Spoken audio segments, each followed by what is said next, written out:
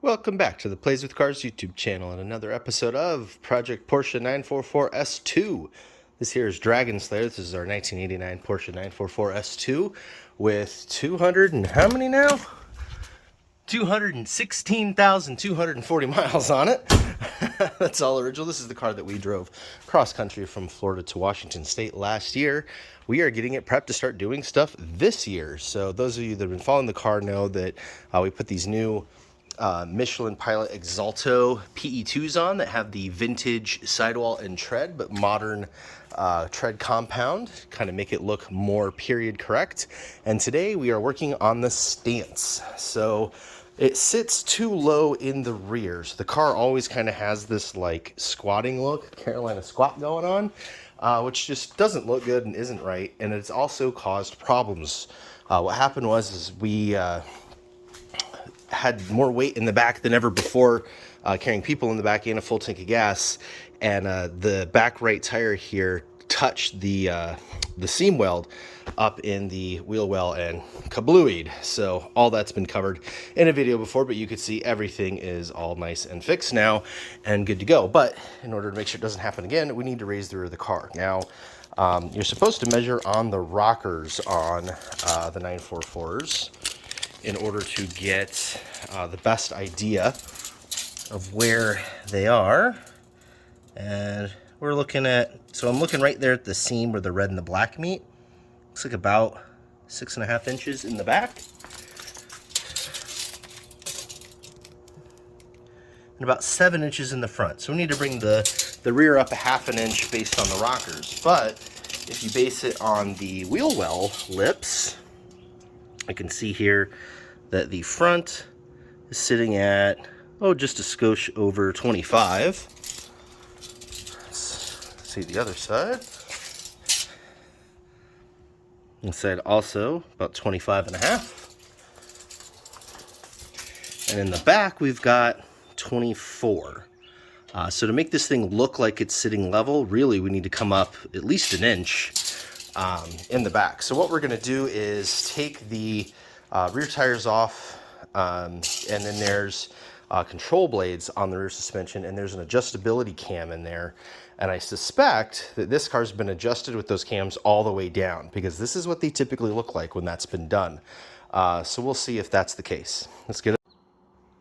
All right, so we got Dragon Slayer up in the air, supported on jack stands, got our blocks in the front, and you see here we're all lit up. This is new for us, actually. This is a Lutech, I think it's called, yeah, lighting thing. This is pretty cool. Check this out. You can dial the color temperature. Watch the paint. All the way to blue, all the way to yellow light.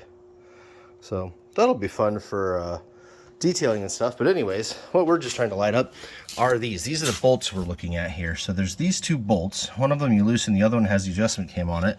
So you need a 36mm impact for the back side. And then it's a whatever the metric equivalent of a 15/16 is here on the front.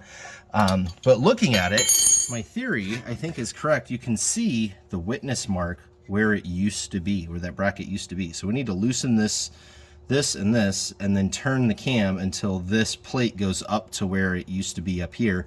I think this has been used to lower this car 3/4 of an inch here in the back at some point in its life. So we're gonna raise it back up to the correct stock ride height.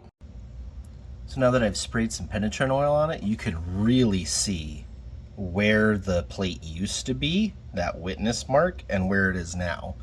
So clearly it has definitely been lowered at some point in its life. So we're gonna raise it back up, because it hasn't been lowered in the front, and so it looks funny sitting butt down. And then again, that's the seam on the other side that caught the tire and cut it. So we don't want to do that, because we are taking passengers with us all the way up to Seattle for the Bring a Trailer car show, because we got invited to it with this. So that's next Saturday. We got to get this thing ready to go.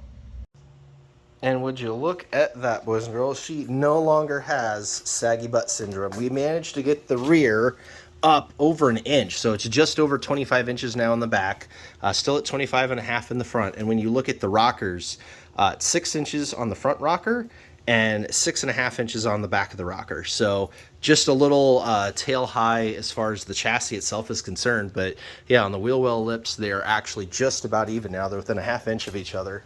and it looks so much better. It sits like it's supposed to, and now we don't have to worry about this wheel rubbing or having any issues. You can see now we have plenty of clearance in there. There's room for the suspension to go up and down to work. So we did have to adjust this side a couple of times to make sure we got it up all the way. But yeah, it worked perfectly. So yeah, you know, adjusting the rear suspension on this was a success, and now we're ready to do the rest of the stuff needed to get this thing ready to go to Seattle next weekend. So yeah, that's going to be it for this video here on the Plays with Cars YouTube channel. If you like it, hope you stick around and watch some more because we've got lots of content on this and our other Porsches. So until then,